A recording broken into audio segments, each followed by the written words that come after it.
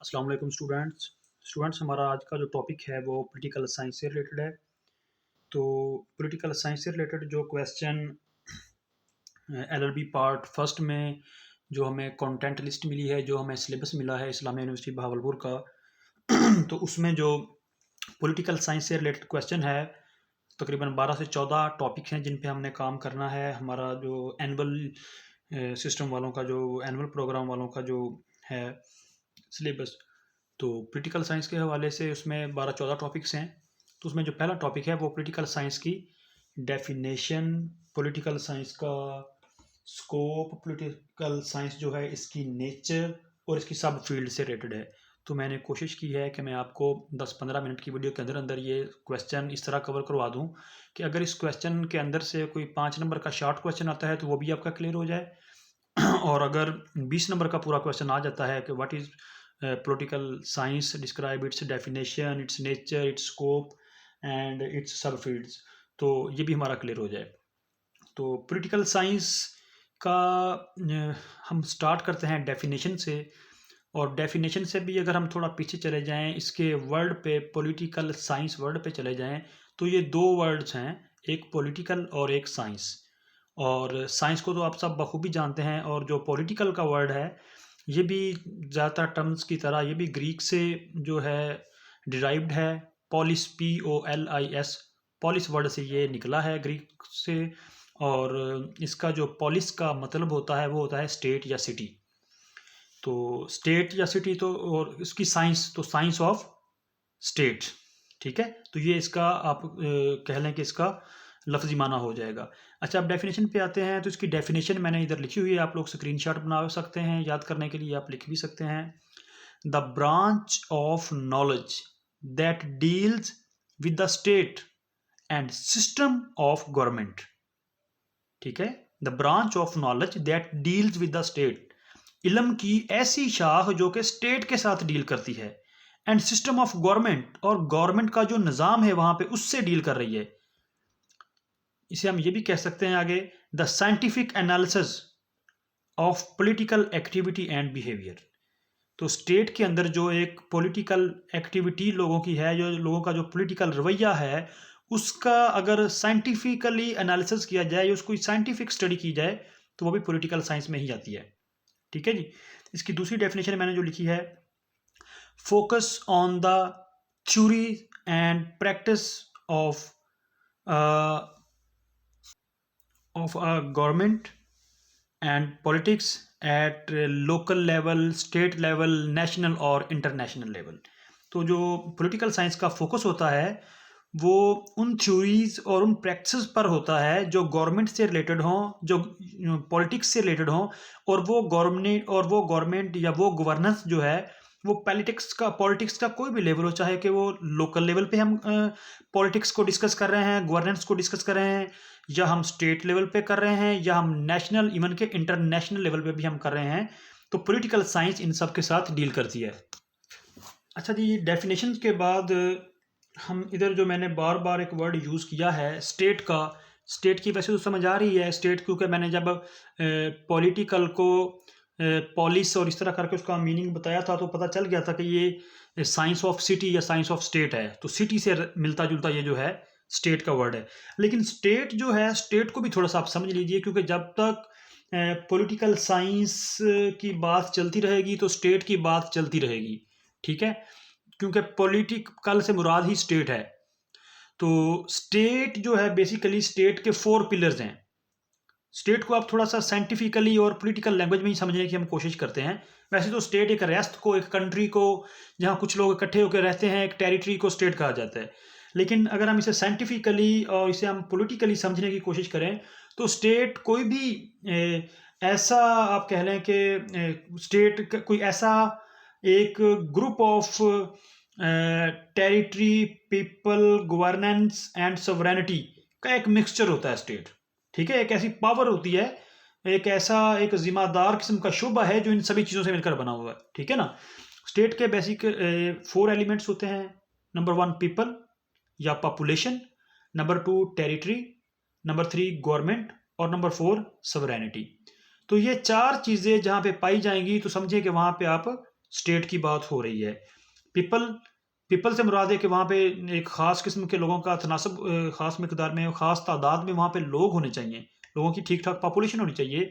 इस पे बल्कि थ्योरीज हैं। प्लेटो कहता है कि वहाँ पे तकरीबन 4050 लोग, 5000 40 लोग, तकरीबन 5000 के आसपास लोग होने चाहिए, प्लेटो कहता है। ये ओरिजिनल डिजिट है 50-40, 5040, तो वो एक स्टेट हो जाएगी, स्टेट के हिसाब से लोग हो गए।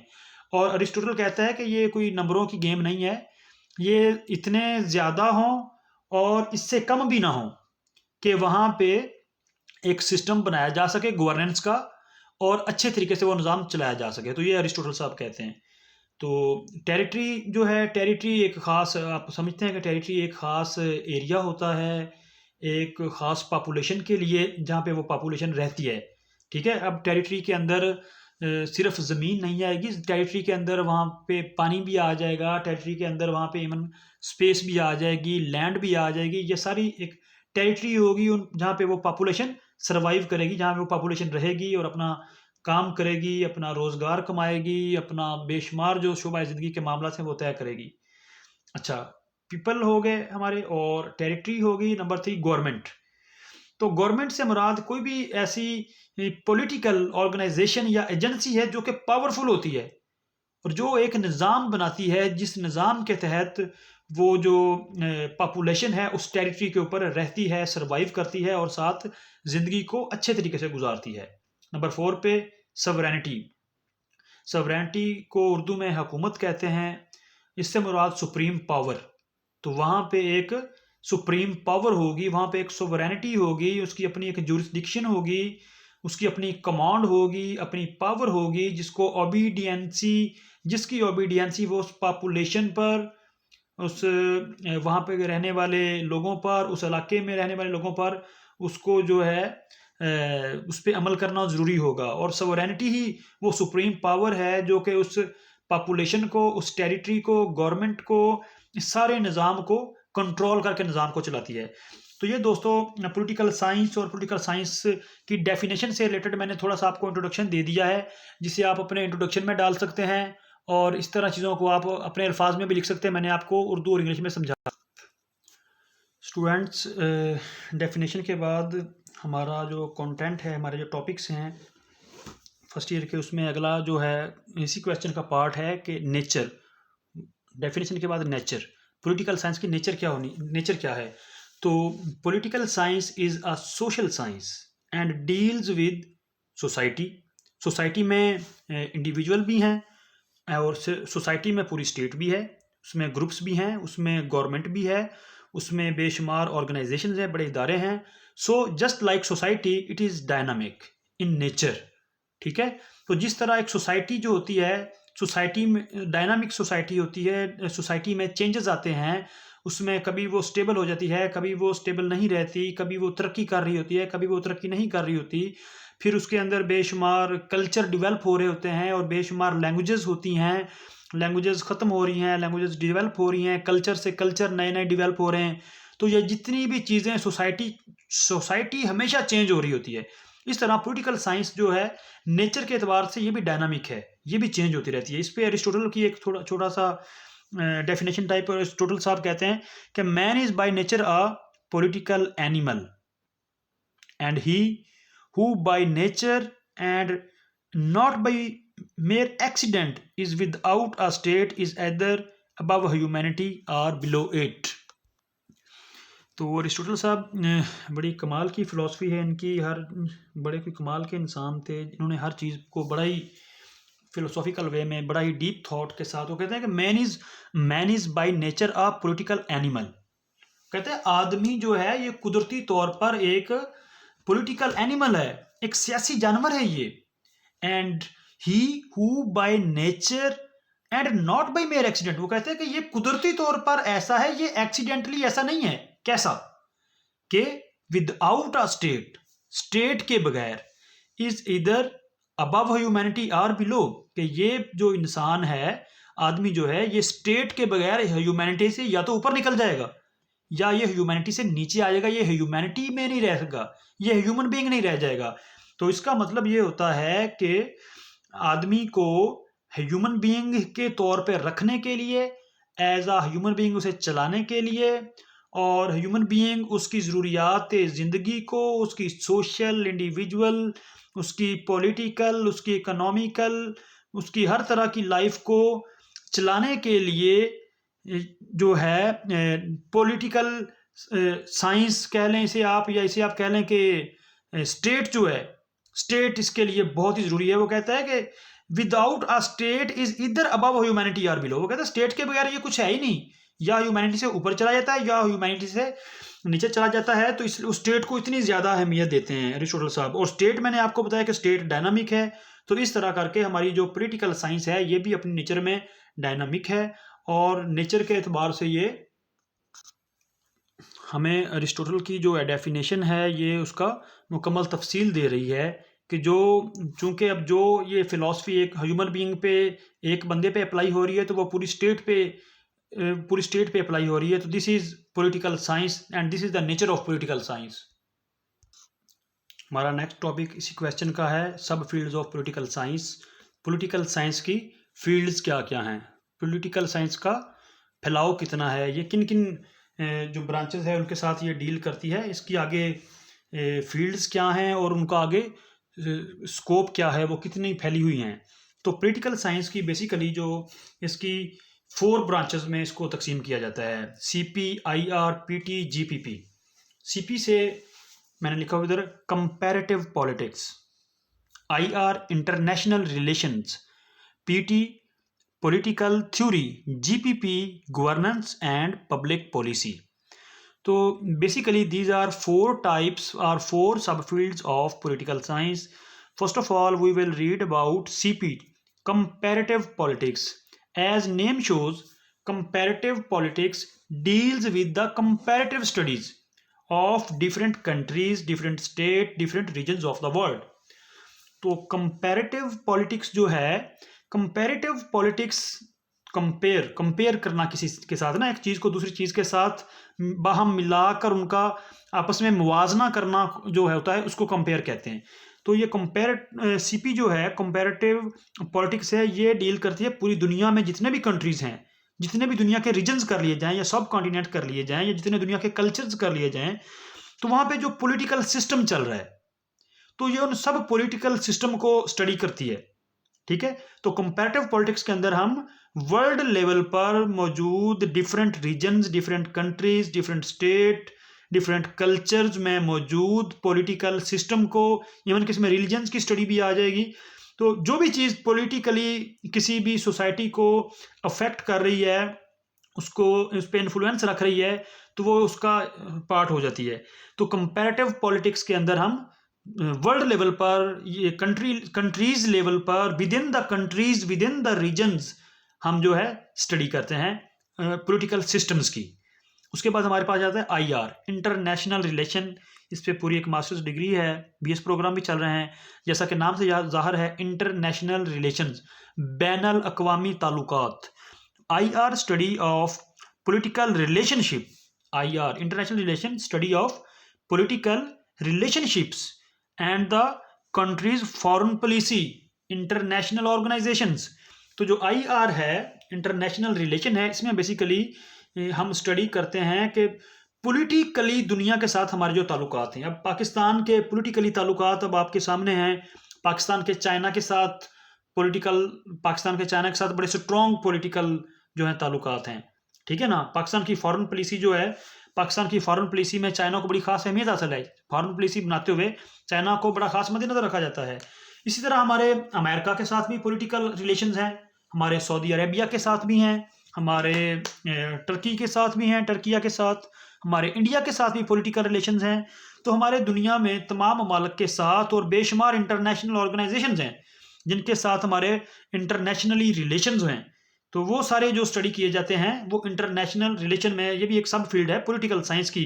अब वर्ल्ड लेवल पे अगर ऑर्गेनाइजेशन की हम बात करें तो ह्यूमन राइट्स की, बल्कि ह्यूमन राइट्स से भी थोड़ा अगले लेवल पर आप चले जाएं, यूनाइटेड नेशंस, यूनेस्को, यूनिसेफ, ठीक है, IMF, ठीक है, वर्ल्ड बैंक। तो ये इस तरह की बेशुमार OIC, इस तरह की कितनी ऑर्गेनाइजेशंस हैं वर्ल्ड लेवल पर, वो सारी की सारी जो अमंग कंट्रीज़ हैं उनके साथ हमारा जो रिलेशनशिप है, पॉलिटिकल रिलेशनशिप है, वो सारा इंटरनेशनल रिलेशन में पढ़ा जाता है। ठीक है, इधर हम चूंकि पाकिस्तान की पॉलिटिकल साइंस की या पाकिस्तान के इंटर रिलेशन की बात नहीं कर रहे, लेकिन एज अ पाकिस्तानी एग्जांपल देने के लिए मैंने आपको समझाया है। वैसे इंटरनेशनल रिलेशंस दुनिया के दुनियाओं के साथ, दूसरे कंट्रीज के साथ ताल्लुकात, दुनिया में मौजूद दूसरी ऑर्गेनाइजेशंस के साथ ताल्लुकात, दुनिया के लोगों की, दुनिया के कंट्रीज की फॉरेन पॉलिसीज वगैरह वगैरह, वो सारी बातें इंटरनेशनल रिलेशन में स्टडी की जाती हैं। उसके बाद हमारे पास टॉपिक आ गया है जी पीटी, पॉलिटिकल थ्योरी।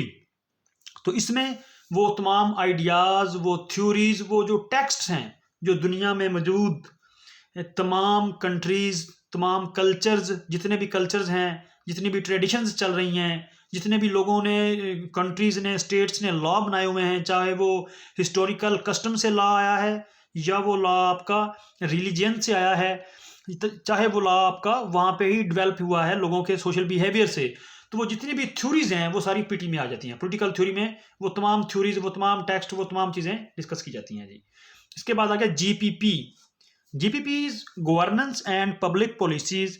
इसमें इंस्टीट्यूशंस आ जाते हैं, क्योंकि इंस्टीट्यूशन जो है वो, इंस्टीट्यूशन, कोई भी इंस्टीट्यूशन होता है तो वो अपने आप में एक गवर्नेंस होता है, एक पावरफुल, वो एक इदारा होता है, एक पावरफुल ऑर्गेनाइजेशन होती है।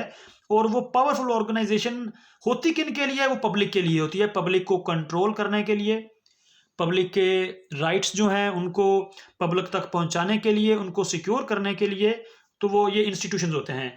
इस तरह institutions and activity of the state, तो इसके अंदर गवर्नेंस एंड पब्लिक पॉलिसी के अंदर हम activity of the state, state क्या एक्टिविटी कर रही है, स्टेट के अंदर जितनी भी एक्टिविटी हैं वो सारी डिस्कस की जाएंगी। ठीक है, और पब्लिक ऑर्गेनाइजेशंस, जिस तरह के पब्लिक की ऑर्गेनाइजेशन होती हैं, ये वेलफेयर्स होती हैं, जितनी भी सोशल वेलफेयर के इदारे होते हैं, ह्यूमन राइट्स से रिलेटेड होते हैं, या डिफरेंट किस्म की जो सोशल वेलफेयर ऑर्गेनाइजेशन चल रही होती हैं। पब्लिक पॉलिसी, पब्लिक पब्लिक की क्या पॉलिसी है, पब्लिक से रिलेटेड, पब्लिक को सिक्योर करने के लिए, पब्लिक के राइट्स के लिए, पब्लिक के फंडामेंटल राइट्स के लिए। तो ये सारी जो चीज़ें होती हैं ये जीपीपी में आ जाती हैं। अब इदारों के अंदर इसके मेन इदारे जो होते हैं, किसी भी टेरिटरी के इदारे, उसमें आप कह सकते हैं कि ऑर्गेनाइजेशंस के साथ एनजीओज आ जाती हैं। अगर प्राइवेट तौर पे हम देखें, एनजीओज आ जाएंगी, प्राइवेट इंस्टीट्यूशन आ जाएंगे, रिलीजियस इंस्टीट्यूट आ जाएंगे, जिस तरह के अमेरिका में या वहाँ पे चर्च वगैरह की बड़ी वैल्यू है। ठीक है ना, और सऊदी अरेबिया में भी आपको पता है कि अल्लाह ताला का घर, खाना काबा और इन चीज़ों की बहुत वैल्यू है, और उनसे रिलेटेड वो ख़ास किस्म की एक पब्लिक पॉलिसी बनाते हैं। ठीक है ना, जिसके तहत वो निज़ाम चलता है, लोग वहाँ पे हज उम्रा करने जाते हैं। इस तरह गवर्नमेंट के इंस्टीट्यूशन अगर आप कर लें, तो जिस तरह के आर्मी है, जिस तरह के जुडिशरी है, तो इस तरह के ये सारे जो इदारे हैं और जितने भी ऑर्गेनाइजेशन हैं, पब्लिक हैं या पॉलिसीज़ हैं, या गवर्नमेंट स्टेट है, या स्टेट की आगे एक्टिविटीज़ जो स्टेट कर रही है, स्टेट ग्रूम कैसे हो रही है, स्टेट में जनाब, स्टेट में लोगों के लिए इंतखाबात हो रहे हैं, स्टेट में बिजनेस हो रहे हैं, स्टेट दूसरी स्टेट्स के साथ अपना ताल्लुक बना रही है, और स्टेट जनाब आला लोगों को ज़्यादा से ज़्यादा फ़ायदा पहुंचाने के लिए जैसा एक गवर्नेंस का सिस्टम बना रही है। तो वो सारे इदारे, वो सारी जो एजुकेशन होगी, वो सारी GPP, governance and public policy के अंदर आ जाएगी। सब फील्ड के साथ साथ क्वेश्चन के अंदर ये भी पूछा गया है स्कोप ऑफ पॉलिटिकल साइंस। तो हमने पॉलिटिकल साइंस की डेफिनेशन भी हमने पढ़ ली। ठीक है, उसके बाद हमने स्टेट के बारे में पढ़ लिया, स्टेट क्या होती है। उसके बाद हमने पॉलिटिकल साइंस की नेचर के बारे में भी पढ़ लिया है, उसकी हमने सब फील्ड्स भी पढ़ लिया है। तो अब लास्ट में पॉलिटिकल साइंस का स्कोप क्या है। तो पॉलिटिकल साइंस जो है, इसके लिए मैंने ये तकरीबन 10 टॉपिक्स लिखे हैं। आपको थोड़ा बहुत इनका अगर आइडिया हो गया तो आप इंशाल्लाह बड़ा अच्छा क्वेश्चन का जो है ना वहाँ पे आंसर लिख लेंगे आप 20 मार्क्स का। तो स्कोप के अंदर अंदर जनाब, स्टडी ऑफ स्टेट। सबसे पहले जब हम स्कोप की बात करेंगे, पॉलिटिकल साइंस के स्कोप की बात करेंगे कि इसका क्या स्कोप है, ये क्या काम करती है, तो ये स्टडी ऑफ स्टेट होती है। स्टेट के अंदर गवर्नेंस के मुतल्लिक तमाम कुछ इसके अंदर होता है। स्टेट कैसे गवर्न कर रही है, स्टेट कैसे निज़ाम को चला रही है, स्टेट के जो गवर्नेंस है उसका निज़ाम क्या है, डेमोक्रेटिक है, ये डिक्टेटरशिप है, या ये मार्शाला के अंडर चल रहा है, या ये किसी रिलीजियस के पावर के अंडर चल रहा है, तो इसकी किंगडम चल रही है। तो जितनी भी गवर्नेंस से रिलेटेड चीज़ें होती हैं वो सारी स्टडी ऑफ स्टेट में हम लिख देंगे। ठीक है, अब इसमें डिफरेंट कंट्रीज के हम एग्जाम्पल दे सकते हैं। सऊदी अरेबिया की एग्जाम्पल देंगे तो हम कहेंगे किंगडम है, ठीक है ना। और पाकिस्तान में डेमोक्रेसी है जी, ठीक है। उसमें अमेरिका में सदारती निज़ाम है, ठीक है ना। और इस तरह करके जनाब अगर हम माजी में चले जाएंगे तो माजी में जिस तरह की खिलाफत रह चुकी है तो हम उसका भी हवाला दे सकते हैं, ठीक है ना। तो इस तरह की गवर्नेंस से रिलेटेड जो चीज़ें हैं स्टडी ऑफ स्टेट में हम लिख देंगे। उसके बाद है स्टडी ऑफ पॉलिटिकल सिस्टम। अब जिस टॉपिक पे भी हम लिखेंगे थोड़ा बहुत दो दो चार चार लाइनें हम लिखेंगे तो हम उसमें ये कर सकते हैं कि हम थोड़ा सा हिस्टोरिकल बैकग्राउंड भी ले सकते हैं। स्टडी ऑफ पॉलिटिकल सिस्टम, अगर हम पॉलिटिकल सिस्टम को स्टडी करते हैं या इसके बारे में लिखते हैं तो पॉलिटिकल सिस्टम हम प्रेजेंट पॉलिटिकल सिस्टम लिख देंगे, ठीक है। इसमें हम पाकिस्तान का भी लिख सकते हैं, इसमें हम अमेरिका का लिख सकते हैं, रशिया का लिख सकते हैं, सऊदी अरेबिया का लिख सकते हैं, चाइना का लिख सकते हैं कि पॉलिटिकल सिस्टम कैसे चल रहे हैं और इनमें कौन सा पॉलिटिकल सिस्टम दूसरे से बेटर है। और फिर हम माजी में ले जाएंगे, ठीक है। तो इस्लाम का पॉलिटिकल सिस्टम इसमें हम डिस्कस कर लेंगे, अरबों का पॉलिटिकल सिस्टम हम डिस्कस कर लेंगे। तो ये चीज़ें जो है स्टडी ऑफ पॉलिटिकल सिस्टम में आ जाती हैं। उसके बाद स्टडी ऑफ गवर्नमेंट, गवर्नमेंट बन गई। अब गवर्नमेंट क्या काम कर रही है, गवर्नमेंट कैसे काम कर रही है, गवर्नमेंट की आगे डिवीजन क्या है, इसमें एक प्रेसिडेंट है, इसमें एक प्राइम मिनिस्टर है, इसमें मिनिस्टर्स हैं, इसमें जनाब गवर्नर्स हैं, इसमें वज़राए आला हैं सूबों के, ठीक है ना। तो वो गवर्नमेंट से रिलेटेड जो चीज़ें हैं, गवर्नमेंट के निज़ाम से रिलेटेड जो चीज़ें हैं, गवर्नमेंट के स्ट्रक्चर से रिलेटेड जो चीज़ें हैं वो स्टडी ऑफ गवर्नमेंट में आ जाएंगी। स्टडी ऑफ पावर, तो इसमें पावर की स्टडी होगी। जब पॉलिटिकल साइंस के हम स्कोप की बात करेंगे तो पावर से मुराद, अब इसमें इंस्टीट्यूशन भी आ जाते हैं, इसमें गवर्नमेंट भी खुद भी एक पावर है, इसमें इंस्टीट्यूशन कुछ बहुत पावरफुल होते हैं, एजेंसीज बहुत पावरफुल होती हैं, ठीक है ना। स्टडी ऑफ पावर उसको भी हम इसमें स्टडी करेंगे। इसमें हम जो प्रेशर ग्रुप्स हैं उसकी बात भी करेंगे, हम इसमें माफियाज की बात भी करेंगे, हम इन्फ्लुएंस रखने वाले जो इदारे हैं, ऑर्गेनाइजेशनें हैं, जो लोग हैं, जो ग्रुप्स हैं, पॉलिटिकल पार्टीज़ हैं, वो सारी हम इसके अंदर स्टडी करेंगे और इसके डिस्कस करेंगे, क्योंकि वो पावरफुल चीज़ें हैं, वो सोसाइटी को चेंज करती हैं और सोसाइटी में अपना इन्फ्लुएंस, अपना किरदार अदा करती हैं। तो इसलिए इसका स्टडी ऑफ पावर को, ये भी पॉलिटिकल साइंस में आएगी, इसको स्टडी किया जाएगा। उसके बाद study of men's political behaviour. अब पीछे हम पढ़ के आए हैं कि जो अरिस्टोटल है, अरिस्टोटल ने कहा है कि आदमी जो है ये एक पॉलिटिकल एनिमल है, the man is a political animal and without a state it's more or less than human being. तो इसलिए study of men's political behaviour, हम यहाँ पे इंसानों की, लोगों की इंडिविजुअल पॉलिटिकल बिहेवियर भी पढ़ेंगे कि लोग इंडिविजुअली जो है, या लोग ग्रुप्स के अंदर भी, मेंस आ गया तो इसमें हम इंडिविजुअल भी पढ़ेंगे, हम ग्रुप्स में, बल्कि मैंने आगे लिखा हुआ है पार्टीज, ग्रुप्स, पब्लिक ओपिनियन। तो पब्लिक ओपिनियन में आप पर्सनल या इसमें प्राइवेट इंडिविजुअल लोग भी आ गए, इसमें सियासी पार्टियां भी आ गई, इसमें मजहबी पार्टियां भी आ गई, इसमें तमाम तरह की पार्टीज आ गई हैं, और साथ इसके ग्रुप्स भी आ गए, national groups, multi national, international groups, इसमें कारोबारी लोगों के ग्रुप्स आ गए, इसमें जनाब बेशुमार तरह के जो एक मुल्क के अंदर ग्रुप बने होते हैं वो सारे आ जाते हैं। उन सभी का बिहेवियर, उन सभी का पॉलिटिकल बिहेवियर के गवर्नेंस से रिलेटेड, अपनी टेरिटरी से रिलेटेड, स्टेट से रिलेटेड, पॉपुलेशन से रिलेटेड, उन लोगों का क्या रवैया है, वो लोग स्टेट को किस तरह ले रहे हैं, स्टेट के अंदर वो क्या किरदार अदा कर रहे हैं। तो वो सारी स्टडी जो है इसमें आ जाएगी पॉलिटिकल बिहेवियर में। नंबर 6 पे हमारे पास है पॉलिटिकल इश्यूज। अब ये भी बड़ी इंपॉर्टेंट चीज़ है, पॉलिटिकल इश्यूज भी होते हैं, ठीक है ना। पॉलिटिकल इश्यूज तो कोई ना कोई बना ही रहता है। तो पॉलिटिकल इश्यूज जो हैं इनकी भी मुकम्मल तौर पर जो स्टडी है वो इसके स्कोप में आएगी, ठीक है। नंबर 7 पे इन्फ्लुएंस, तो ये भी तकरीबन वो पावरफुल से ही मिलता जुलता शुबा बन जाता है कि इन्फ्लुएंस करने वाले लोग, अब कुछ ऐसे मजहबी स्कॉलर होते हैं, कुछ ऐसे मोटिवेशनल स्पीकर होते हैं, ठीक है ना, कुछ ऐसे लोग होते हैं जिनकी हिस्ट्री ऐसी होती है, कुछ इदारे ऐसे होते हैं, कुछ ऑर्गेनाइजेशन ऐसी होती है कि वो बड़े इन्फ्लुएंस रखते हैं, वो सोसाइटी को चेंज करने की पावर रखते होते हैं, ठीक है। तो माजी से लेके आज तक ऐसे बहुत सारे लोग आए, बहुत सारे इदारे बने, बहुत सारी चीज़ें हैं जिनका इन्फ्लुएंस होता है एक टेरिटरी के ऊपर, एक सियासी तौर पर होता है, एक ख़ास कंट्री के ऊपर, एक ख़ास रीजन के ऊपर, एक ख़ास पॉपुलेशन के ऊपर। तो वो सारी चीज़ें जो है हम इन्फ्लुएंस में डिस्कस कर देंगे। कॉन्स्टिट्यूशन, अब कॉन्स्टिट्यूशन का आपको पता है, जो आइन होता है, जो कानून होता है, मुल्क का बड़ा कानून होता है, जो किसी खास मुल्क का कानून होता है कॉन्स्टिट्यूशन, वो बेसिकली उसमें इंडिविजुअल से लेकर सोसाइटी तक, गवर्नेंस तक, इदारों तक, हर एक चीज़ कॉन्स्टिट्यूशन में ऐसी लिखी जाती है कि जिसमें एक ग्रुप को दूसरे ग्रुप पर या एक इंडिविजुअल को दूसरे इंडिविजुअल पर ना कोई बढ़तरी होती है, ना कमतरी होती है, सारे बराबर होते हैं। और इसी लिहाज से कॉन्स्टिट्यूशन बनाया जाता है कि वो सबके लिए फ़ायदेमंद हो।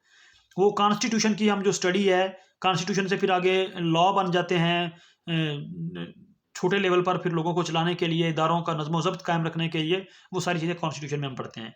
इंस्टीट्यूशन है, इंस्टीट्यूशन मतलब इदारे, तो इसमें जितने भी इदारे किसी स्टेट के अंदर होते हैं वो सारे आ जाते हैं, उनकी स्टडी आ जाती है, उनके काम आ जाते हैं, उनकी आगे सब डिवीज़न आ जाती है, जुडिशरी आ गई, सुप्रीम कोर्ट आ गई, हाई कोर्ट्स आ गए, फिर उसके आगे सेशन कोर्ट्स आ गए, इस तरह आर्मी के इदारे आ गए, इस तरह तमाम इदारे जो होते हैं वो इसके अंदर आ जाते हैं।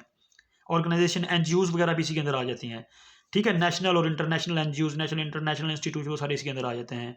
उसके बाद पॉलिटिकल डायनामिक्स,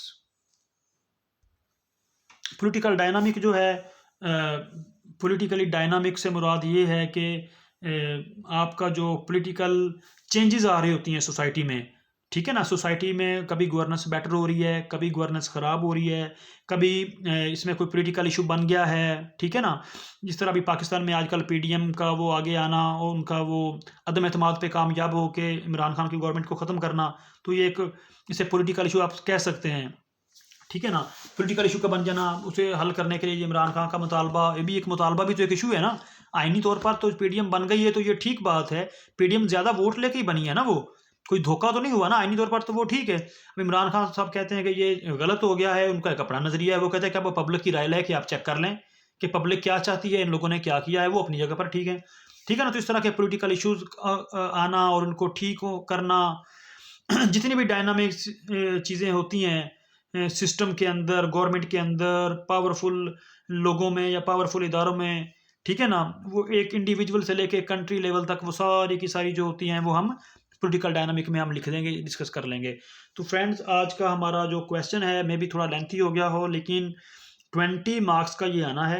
और मैंने आपको डेफिनेशन से लेकर, स्कोप से लेकर, नेचर से लेकर, इसकी जो ब्रांचेस हैं, सारा कुछ बड़े अच्छे तरीके से समझा दिया है, पढ़ा दिया है। आप इनके स्क्रीनशॉट बना लें, आप इनको पेपर पे राइट डाउन कर लें। बड़ी मेहनत के साथ ये मैंने तैयार किया है आप लोगों के लिए। होपफुली आपको ये ज़रूर पसंद आया होगा। अगर आपको पसंद आया हो तो काइंडली आप लाइक और सब्सक्राइब कर दिया करें। अस्सलाम वालेकुम व रहमतुल्लाह।